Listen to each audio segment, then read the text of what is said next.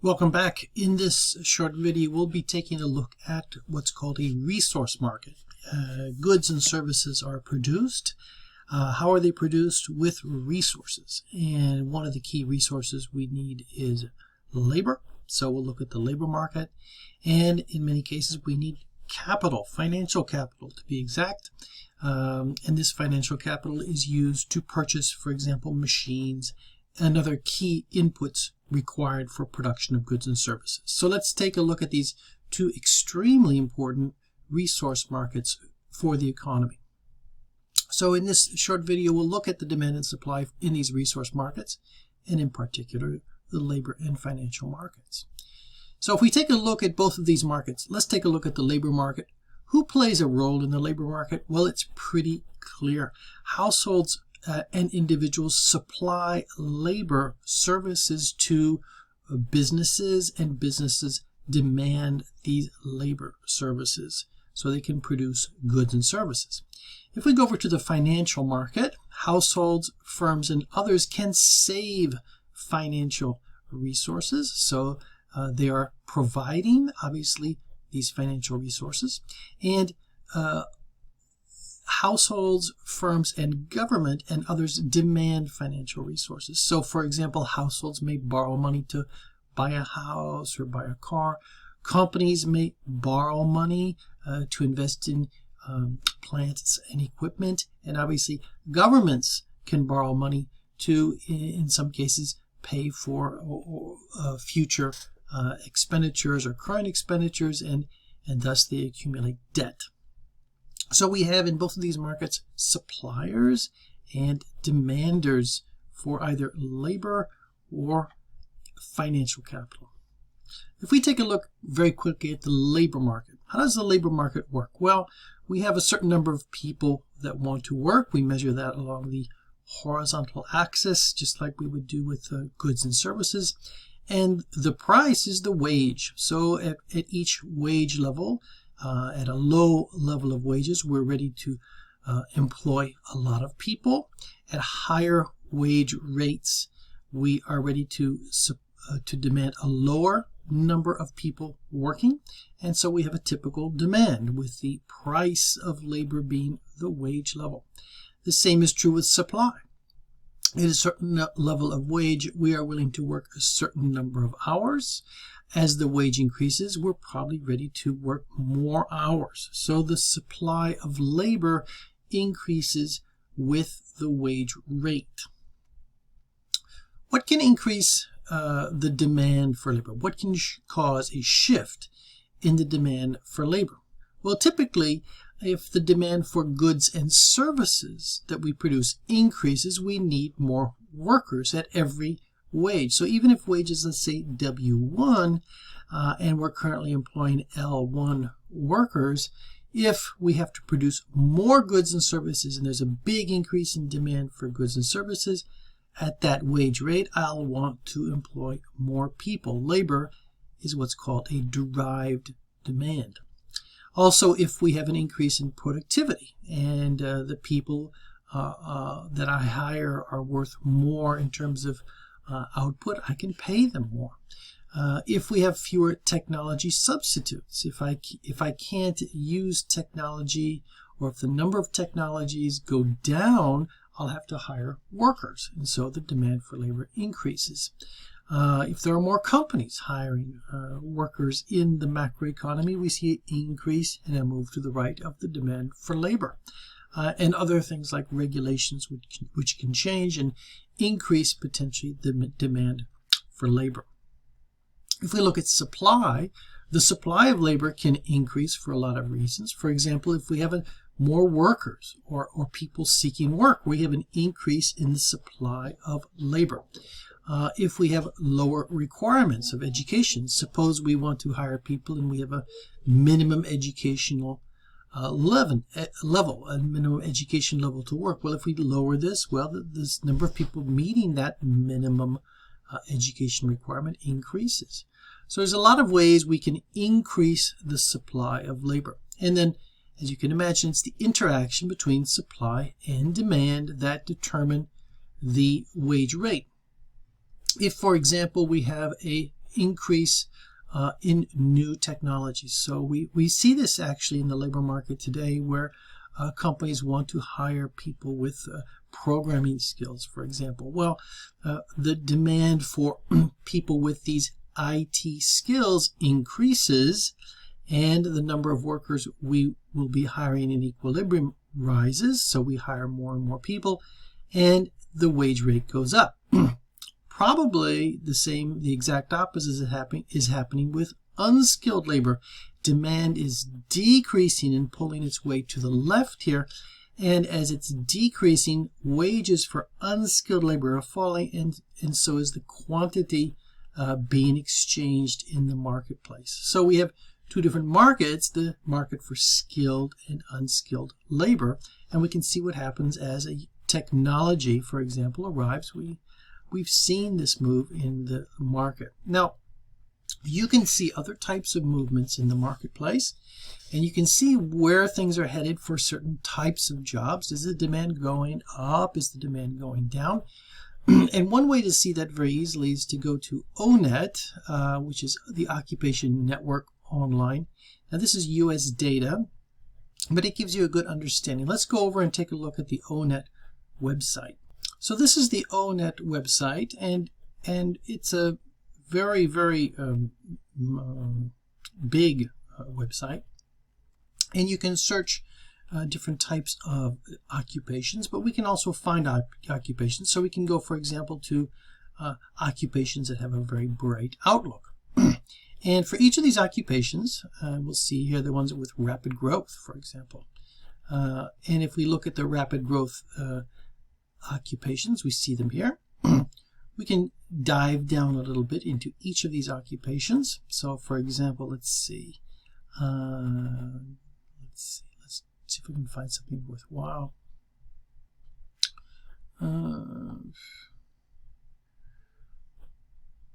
Let's see. Computer systems analyst, for example.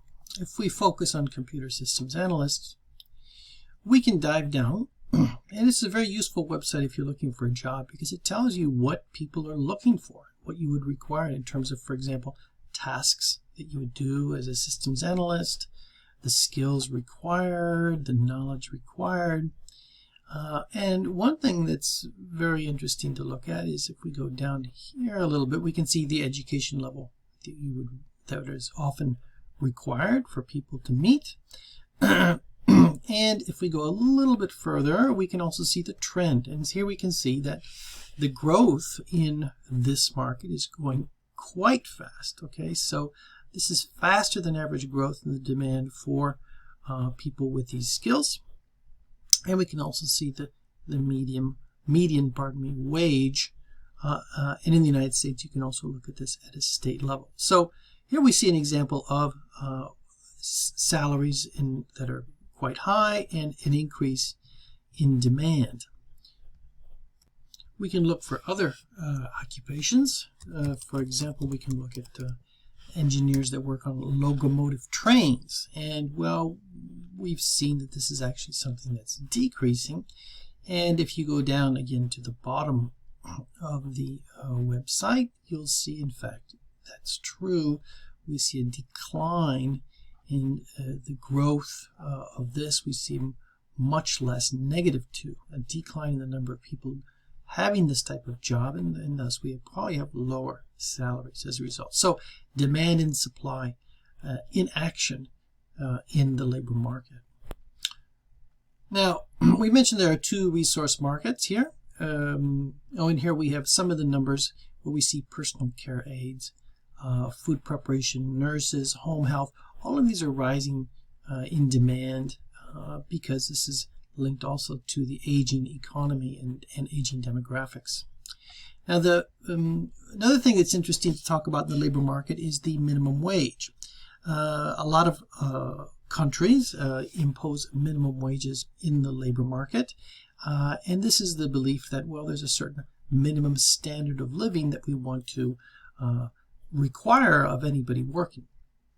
And here, if we have a labor market and we have a wage here, okay, the equilibrium wage would be W1 and the amount of workers working would be L1. A minimum wage would basically say, well, it's like a price floor. We're not going to get down to this level here. We're going to say that the wages can go no lower than this level min right here, minimum wage. In the United States, the minimum wage is $7.25. In France, the minimum wage is 10 euros 15, or about $11.26, quite high if we looked at U.S. standards. Now, the question is, does a minimum wage help the situation, if we will, in labor markets? Well, you can see right away that if we have a minimum wage, and it's an effective minimum wage, meaning it's above the equilibrium wage here, a lot of people would love to work at that wage, and we have a high quantity supply potentially. The problem is that as we have this minimum wage, the number of people that companies want to hire will actually decrease from this level. So by requiring that a minimum wage be very high above this equilibrium, the people, everybody that's working will get more, everyone that's working. The problem is that there's fewer people working. And this is one of the big questions about minimum wage laws. Sometimes we have minimum wage laws that are non-binding. A very good example, again, is in the United States. We have a minimum wage which is $7.25. Well, it's most likely the case that in the United States, this minimum wage law is actually below the equilibrium wage rate, meaning that as wages fall and fall and fall and fall, they'll hit the equilibrium before they hit that minimum wage. And so it really doesn't really come into play. It has very little impact. Now, if we raised the minimum wage to, let's say, 11, which would be above what, for example, waitresses earn in restaurants or waiters earn, does everyone's wages go up? It's a good question. Some may and some might not. Do some people lose their job? Definitely. If we increase the wage rate above this minimum wage, some of these people that are being employed at $10.47 will not have a job if it's $11 an hour. So minimum wages are good for people that have a job. However, we can basically increase unemployment because we've increased the minimum wage. So let's take a look now at financial markets. So as I've mentioned before, there are two key resource markets for the production of goods and services, labor being one of them, and the other being financial capital. So financial capital markets basically bring together the supply and demand. What's the price for financial capital? Well, this is pretty basic. It's the return that you get for giving money to people. These are people that supply money, or loanable funds, we'll call them, the funds that you give people that want to borrow money. And if you're buying financial resources, if you're taking a loan, you're going to pay the price for this loan, and it is the interest rate. So the interest rate serves as our price, if you will, of financial capital. And we can see that as the interest rate is, if we have an interest rate of R1 here, the amount of loanable funds that we want to borrow, let's say, is this amount here. If I want to borrow money and interest rates are really low, I'll borrow a lot of money. If interest rates rise, the amount of money that people want to borrow decreases. Again, typical demand curve. As the price, in this case the interest rate, goes up, the quantity that we want to buy, in this case of loanable money, loanable funds, decreases. The exact opposite is true, obvious, with supply. As interest rates rise, people are ready to put more and more money in a savings account or whatnot in the bank. So imagine I save a certain amount of money, I make available my money, I put my money in the bank, and it's now available for the bank to loan to the demanders. If the interest rate rises, I will probably want to put more money into savings and increase the amount of interest I earn and save more money, which is great because as the quantity of money that some people put in their savings account goes up because they're supplying loanable funds, there's more money to be loaned out. Now, why do people borrow money? Well, to buy things. And loanable funds, you can borrow money in many different ways. One of the most expensive ways to borrow money is with a credit card. And credit cards are, and this is not a debit card, but a credit card. So you're paying a monthly fee to have access to a certain amount of money. And the United States is the ultimate champion, if you will, of using credit cards. To give you an idea, the interest rate paid on a credit card today is quite high. Even in France with consumer credit, credit rates can be above 20%. So if you're borrowing money to spend with consumer credit, you're paying a very, very high rate of interest annually. In the United States, the amount of credit card debt, so this is what people owe, the money that they've borrowed using their credit card, it's exceeded $1 trillion.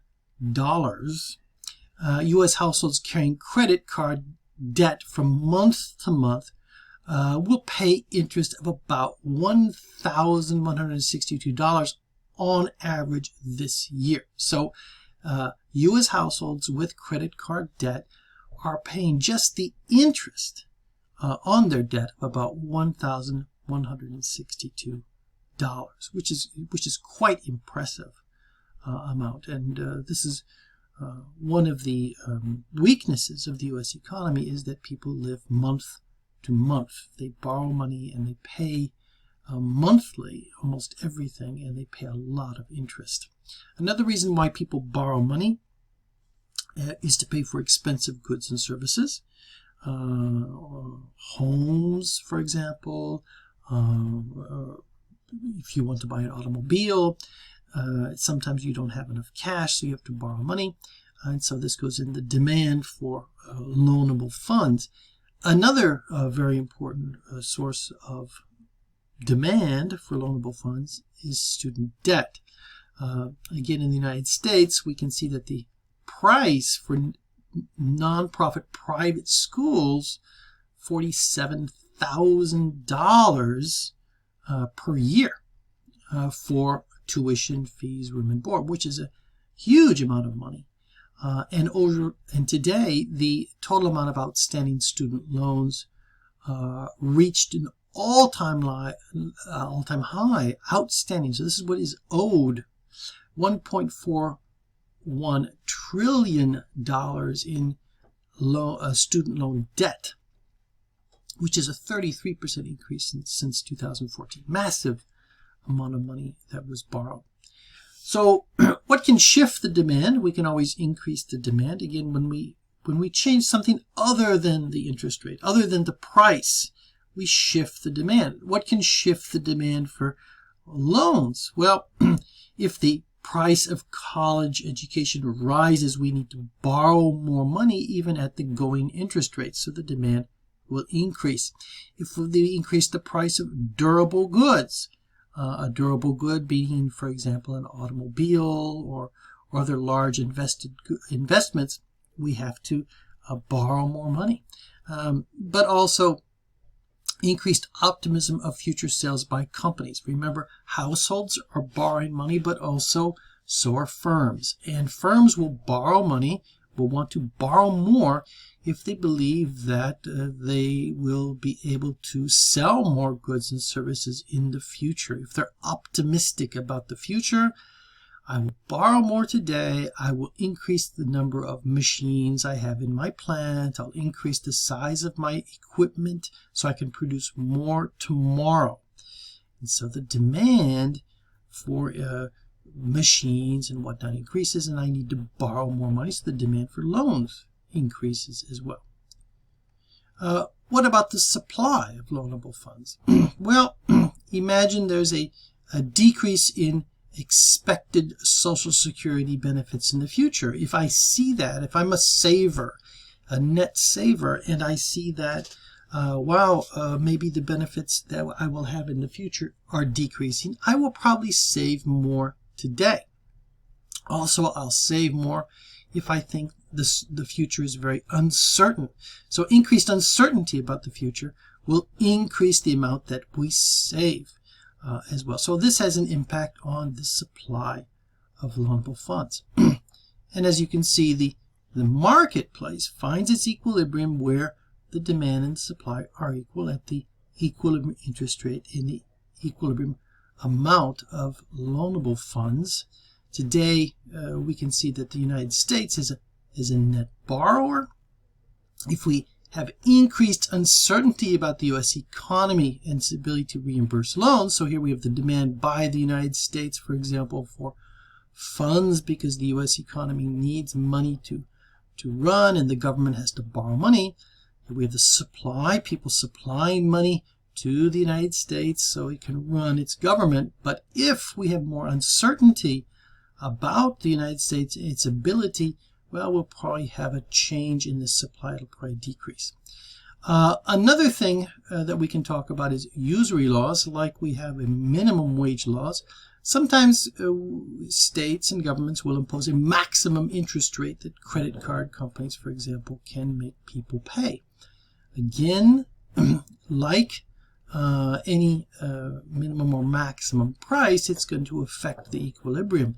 Here we're going to, for example, impose a maximum interest rate that's down here and not let the market get up to these high interest rates. Well, what will happen, a lot of people will want to borrow, obviously, money here, but not a lot of people want to give their money at that low interest rate. So we have excess demand that can incur. Most usury laws, however, impose a maximum rate that are above the market rate, so they really have no impact.